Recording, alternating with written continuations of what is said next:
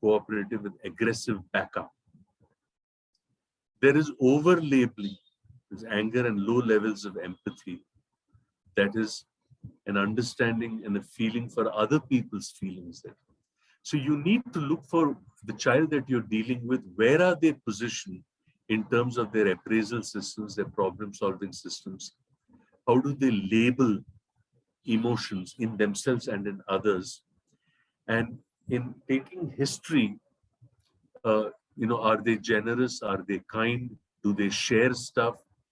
If mom is unwell one day, do they come and ask, Mom, are you okay? Can I do something to help you? Do they feel when they see suffering and pain?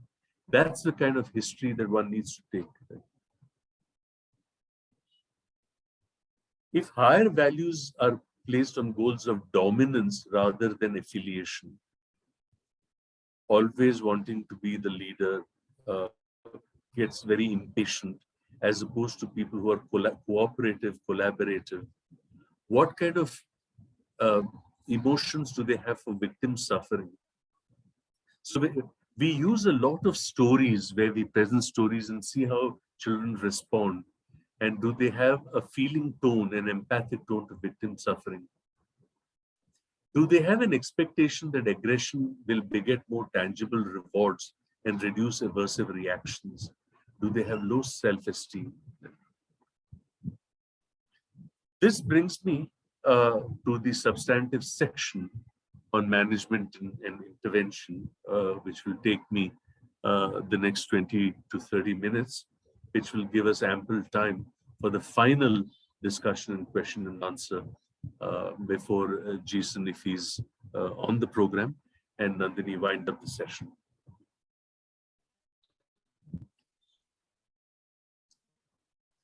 Types of intervention and how to implement them. So there are child-centered therapeutic approaches, family-based, school-based, community-based, and pharmacological. Child-centered therapeutic approaches use cognitive behavior therapy, but through creative techniques.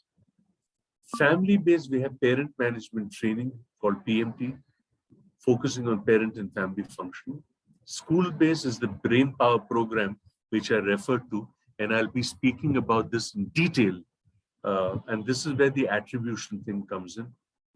Community-based programs are those that look at support networks and pro-social rituals and the role of medication. Let's look at child-centered approaches, where the focus of cognitive behavior approach is to alter the experiences or the interpretation of experiences. What we do here is we help the child develop social problem-solving skills so that the child learns to deal with external problems that may provoke behaviors. Then we proceed to changing the behavior and social interaction that the child witnesses by modeling. Then we change the consequences. We help the child reinterpret events, look at anger management and coping skills, and improve the child's emotional response.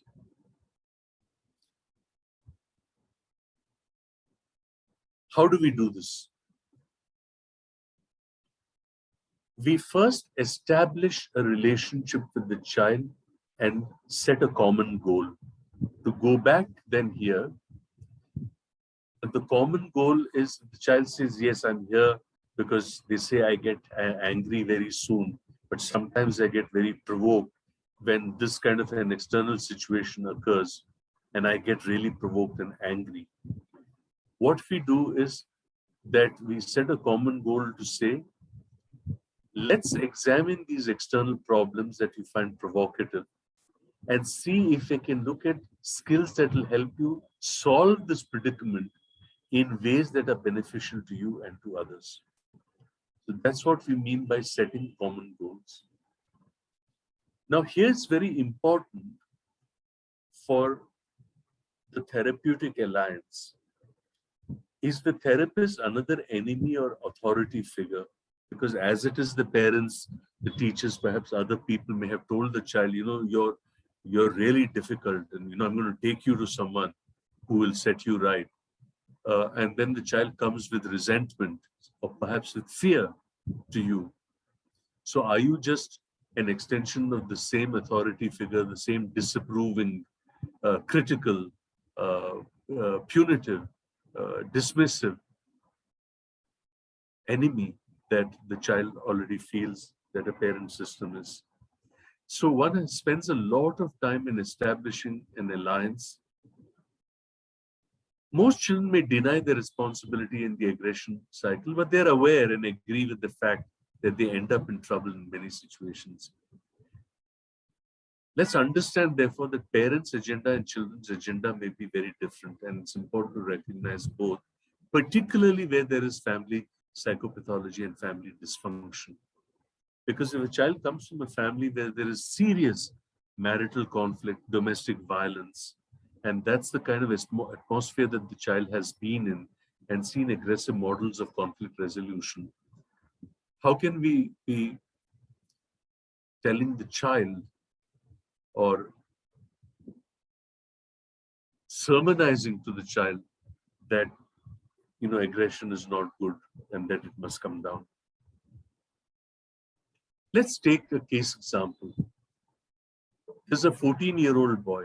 He has conduct symptoms. He's physically and verbally abusive. He has demanding behavior. He demands money because he has a pet passion, fish. Sometimes he lies. Sometimes he steals. There seems to be emotional issues. There is school refusal. He has been diagnosed as mixed disorder of conduct and emotion. So this is the case study that you have in mind. Now, what are the objectives of management? It is to enable the child to gain insight into the basis of his problem behaviors, to facilitate the child's examination of the legitimacy of his demanding and violent behaviors and their consequences, to help him explore and adopt alternative ways of thought and behavior, and to modify the child's environment by empowering his parents with alternative responses to address his problems. So look at the plan and the objective. How do we proceed to do this? We can use techniques like stories and metaphors to address some of the distortions that he has. Now, he has certain beliefs and the rationale for the same that he holds about himself and the family and his entitlement. So using techniques like empathy, alternative life scripts, storytelling,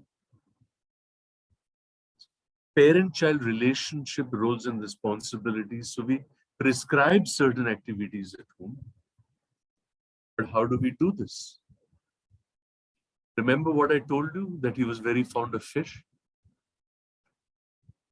So we use storytelling and narrative methods, fish facts and stories about fish, ocean folklore, mythological tales and metaphors used to enable the child to examine and process his behaviors, characters embodying demanding behaviors, greed, power, and physical strength to explore themes. And these methods are useful because then the anxiety and defiance made it difficult to directly confront his behavior problems. The stories provided an indirect and a less threatening way of engaging him in discussions that were uncomfortable to him. And his relatively high levels of abstraction allowed him to process stories and draw parallels to his own life and behaviors, therefore also enabling the generation of alternative thoughts and behaviors. It also has entertainment value. And that's how the child gains insight into the kind of problems that. So what do we learn? We learn that CBT methods in parent management are important to change and correct, but they require to be combined with therapeutic techniques which understand the child's personhood.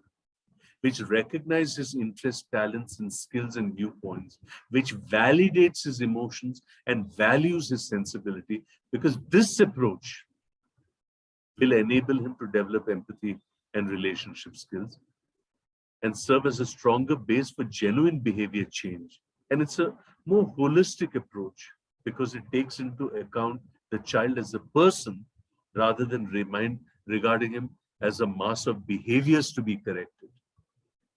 And a more holistic approach, viewing the child as a person rather than a mass of behavior to be corrected, also makes for a more effective approach for transformation. And that's where the therapeutic alliance gets quite strong. Sometimes you face challenges like maintaining unconditional regard. Sometimes there is the blurring of lines when an adolescent may test authority or seeks identity. Or there are parental expectations and you're drawn between your commitment to the child and parental expectations. But if you go back to the case example, do purely hardline CBT approaches really work in children with conduct symptoms? And would a client-centered approach to deal with these kind of children who have anxiety first have worked better? And therefore, would a longer time frame have worked? So these are the questions that we keep in mind when we really plan the kind of. So look at some of the things we did. If you look at some of these statements, what am I supposed to do? Define the problem. Look at possibilities, alternate solution. I better focus and evaluate the solution. I need to make a choice. The answer is what he thinks is correct. I did a good job. I made a mistake. Verify whether the solution was effective. So this is called as the stop. What's the problem? Think. What can I do? As many solutions as possible. Evaluate. What's the best solution? Act. Try it out. React. Did it work? So you go from solution to outcome in a rating. So some of these self-management strategies, in addition to this strategy, which is anger reducing self-talk, relaxation techniques, problem-solving techniques, assertion training, and humor, work really well in the kind of clinical management of the kind of child that we are talking about. Again, I will stop at this stage and I will take